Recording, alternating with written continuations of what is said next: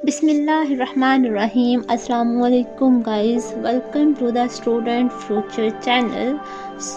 आज की वीडियो का टॉपिक है साउथ कोरिया एयरपोर्ट इमाइग्रेशन।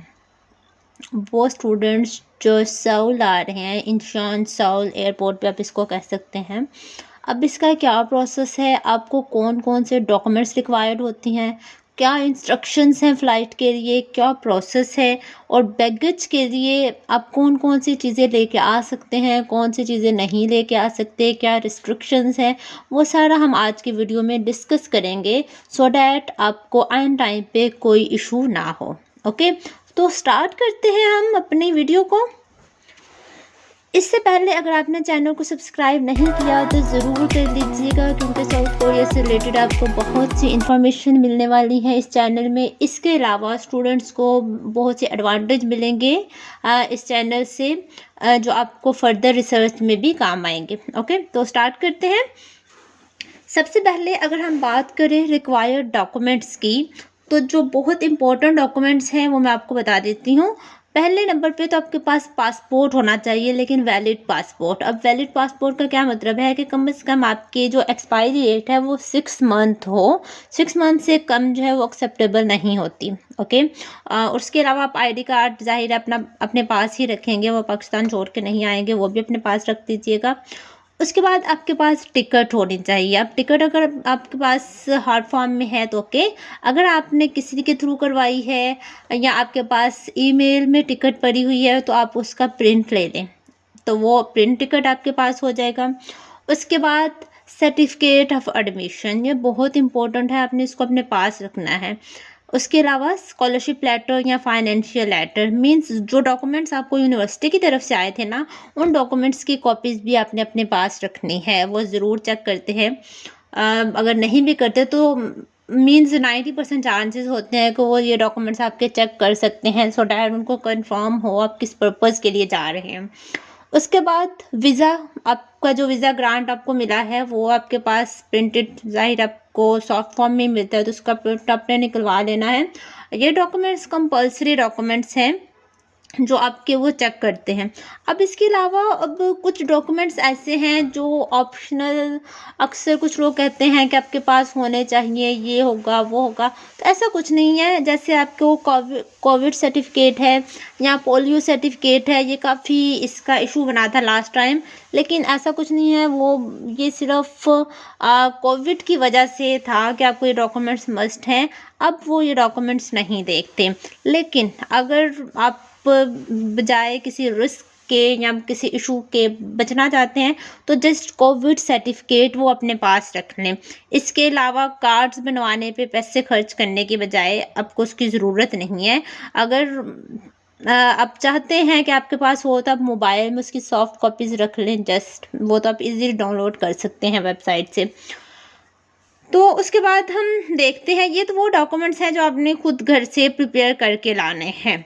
अब कुछ डॉक्यूमेंट्स हैं जो आपको ऑन फ्लाइट वो प्रोवाइड करेंगे, वो डॉक्यूमेंट्स आपको पहले से प्रिपेयर करने की ज़रूरत नहीं है। अब कौन कौन से डॉक्यूमेंट्स हैं, एक तो है हेल्थ डिक्लेरेशन फॉर्म। मैं आपको साथ साथ ये पिक्चर्स सैम्पल्स भी दिखाते जाती हूँ, सो डैट आपको आइडिया हो फ्लाइट में कि ये किस लिए डॉक्यूमेंट आपको प्रोवाइड किया गया है। तो हेल्थ डिक्लेरेशन फॉर्म है सबसे पहले। उसके बाद ये आपने फिल करने हैं, वहीं पे आपने फ़्लाइट में फिल कर देने हैं, और जब आप एयरपोर्ट पे पहुंचेंगे तो वहाँ पे ये डॉक्यूमेंट्स आपके चेक कर लेंगे या रिसीव कर लेंगे आपसे। सेकंड नंबर पे ट्रैवल रिकॉर्ड डिक्लेरेशन फॉर्म है। इसके अलावा अराइवल कार्ड है, ये भी आपने अच्छे से फिल कर लेना है। और उसके बाद क्यूआर कार्ड जो है वो रिक्वायर नहीं है। क्यूआर कार्ड का काफ़ी आपको सुनने को मिलेगा, लेकिन ऐसा कुछ नहीं है। क्यूआर कार्ड, ये जो डॉक्यूमेंट्स आपको मैंने बताए हैं, ये आपको ऑन फ्लाइट ही वो आपसे फिल करवा लेंगे, आपको पहले से प्रिपेयर करने की ज़रूरत नहीं है। ओके, तो ये तो डॉक्यूमेंट्स थे जो आपको रेडी करने हैं घर से, और कुछ डॉक्यूमेंट्स हैं जो आपको फ़्लाइट में फिल करने के लिए बोला जाएगा। उसके बाद हम अब डिस्कस करते हैं कि क्या प्रोसेस है या क्या इंस्ट्रक्शंस हैं आपके फ़्लाइट के लिए या एयरपोर्ट के लिए अगर आपको कुछ ज़रूरी इंस्ट्रक्शंस बताई जाएँ तो वो ये है कि सबसे पहले तो आपने क्या करना है, अपना टर्मिनल चेक कर लेना है, अपनी सीट चेक कर लेनी है, अपना मील चेक कर लेना है जब आप टिकट बुक करते हैं। तो टिकट बुक करते हैं तो वहाँ पे आपको सारे ऑप्शंस ये प्रोवाइड कर दिए जाते हैं, वो आपने अच्छे से चेक कर लेने हैं अपने एयरपोर्ट पे। उसके बाद आपने एयरपोर्ट अपनी फ़्लाइट स्टार्ट होने से कोई 3 घंटे कम से कम अपने एयरपोर्ट पहुंच जाएं। बस टाइम बहुत रश होता है और डिले भी हो सकते हैं, और टाइम पे फ़्लाइट पे पहुंचने के लिए आज ज़रूरी है कि आप कम से कम 2 घंटे, और 2 घंटे से 3 घंटे की जो टाइमिंग है वो आपके लिए सूटेबल है। फॉर एग्ज़ाम्पल अगर आपकी 11 बजे की फ़्लाइट है ना, तो आप कोशिश करें आप 8 बजे एयरपोर्ट हों। अब उसके बाद क्या होगा कि उसके अलावा अगर कोई इन्फॉर्मेशन आपको लग रहा है कि मुझे इन्फॉर्मेशन ज़्यादा चाहिए, तो आप सिंपली अपनी एयरलाइन पे कॉल करें, उनसे पूछें कि कोई स्पेसिफ़िक रिक्वायरमेंट है इन दिनों, तो वो काइंडली गाइड कर दें। तो ये फ़्लाइट से पहले आप उनको कॉल करके या उनसे इंस्ट्रक्शंस ले सकते हैं अगर रिक्वायर्ड हों। वैसे तो ज़रूरत नहीं होती, लेकिन अगर आप अपने खुद को सैटिस्फाई करने के लिए चाहते हैं तो आप उनको कॉल करके कन्फर्म कर सकते हैं। अब उसके बाद हम बात करते हैं एयरपोर्ट पहुंचने के बाद की। अब जब एयरपोर्ट आप पहुंच जाते हैं तो आपको सबसे पहले जो एयरपोर्ट पे सिक्योरिटी मेंबर्स होते हैं वो आपका लगेज चेक करेंगे। अब लगेज में क्या क्या सामान आप लेके जा सकते हैं, क्या नहीं लेके जा सकते हो, हम बाद में डिस्कस करते हैं। लेकिन अगर आपको फिर भी कोई क्वेश्चन आपके माइंड में आता है, या वो क्वेश्चन जो यहाँ पे डिस्कस नहीं हुआ, कोई पॉइंट अगर यहाँ पे डिस्कस नहीं होता, तो आप सिंपली मुझे कमेंट कर दीजिएगा, I will reply you. Okay. अब जब आपका लगेज चेक हो जाएगा विदाउट एनी इशू, उसके बाद आपने क्या करना है, अपनी बूथ की तरफ जाना है। जो आप सऊल अगर जा रहे हैं तो अपने सऊल वाली बूथ की तरफ जाना है अपनी एयरलाइन के लिए। उसके बाद आपने वहाँ पे अपने डॉक्यूमेंट चेक करवाने हैं, वो आपसे डॉक्यूमेंट्स आपके लेंगे, ये चेक करेंगे जो डॉक्यूमेंट्स हमने ऊपर डिस्कस किए हैं, और आपका लगेज का वेट करेंगे। लगेज का वेट करने के बाद फिर वो आपको बोर्डिंग कार्ड्स प्रोवाइड करेंगे। आपने वो अपना वहाँ से अपना हैंड कैरी ले लेना है, जो लगेज बैग है वो आपसे वो रख लेंगे, और आपका हैंड कैरी या आपका जो लैपटॉप बैग वगैरह है या आपका पर्सनल बैग है वो आपको वहाँ से पिक करना है, और इमिग्रेशन काउंटर की तरफ मूव करिएगा। वहाँ पे अगेन वो आपके डॉक्यूमेंट्स चेक करते हैं, और आपके पासपोर्ट पे अगर ज़रूरत हो तो वो स्टाम्प लगा देते हैं। आपके पासपोर्ट पे स्टाम्प लगाने के बाद आपको वो फर्दर फाइनल सिक्योरिटी चेकअप के लिए भेजेंगे। वहाँ पे आपका सिंपल सा वो चेकअप करेंगे, डॉक्यूमेंट चेक कर सकते हैं, या मेन आपका पासपोर्ट और वीज़ा ही वहाँ पे चेक करते हैं मोस्टली। वो चेक करने के बाद आपको बोर्डिंग लाउंज की तरफ भेज दिया जाएगा। जब आप बोर्डिंग लाउंज में चले जाएंगे, वहाँ पे फिर आपने वेट करना है अपनी अनाउंसमेंट का।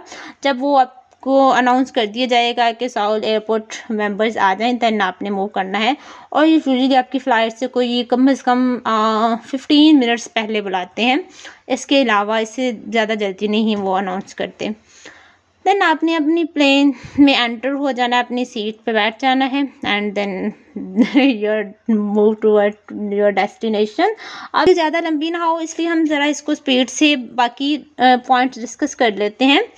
अब अगर हम बात करें इम्पोर्टेंट क्वेश्चंस आपके लगेज के लिए, तो वो सबसे पहले तो ये है कि आपने अपने साथ साल्ट नहीं लेके जाना। उसके अलावा आप स्पाइसेस बाकी के लेके जा सकते हैं, लेकिन अपने साल्ट अपने लगेज में नहीं लेके जाना।